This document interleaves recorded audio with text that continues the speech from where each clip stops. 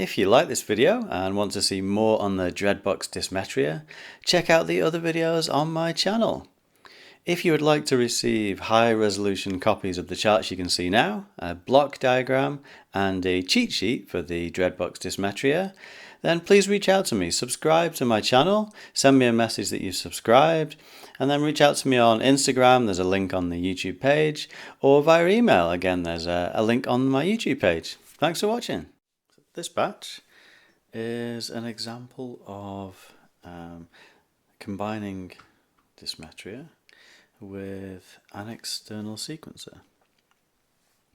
So I'll just walk you through the patch, the various different things, then we'll have a listen and we'll have a play. So first of all, the Dysmetria, the sequencer side, the digital side, supports a number of different modes for this clock input here.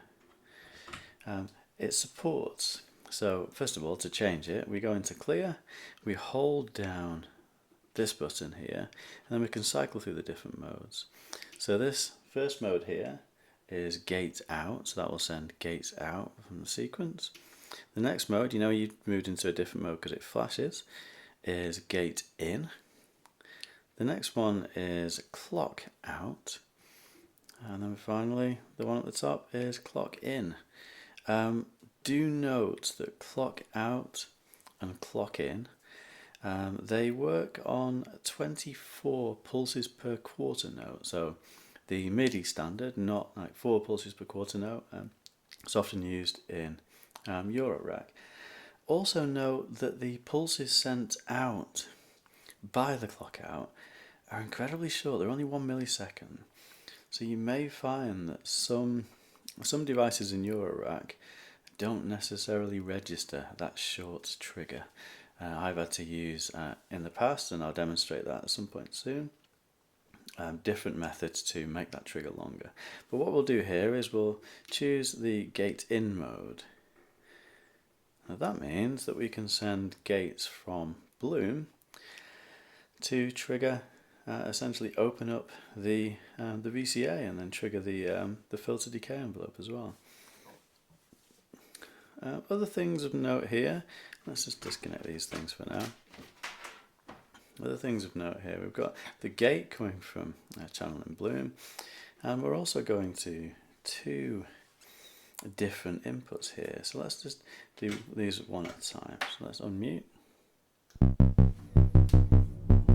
So this is just Bloom essentially sending gates from this channel 1 here. You see, there's nothing really happening. Now we can send some CV in. So the CV input here controls the pitch of both VCOs. So we can call it in.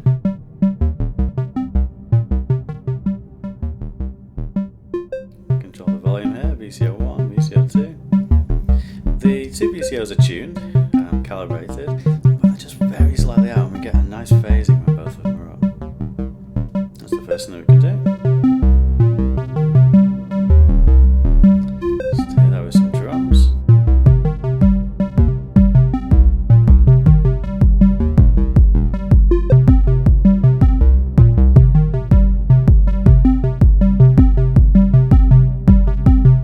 So we can hear pretty simple sequence. And we can also use FM, and there's some sweet spots here as well. For example, that one, that sounds great, isn't it?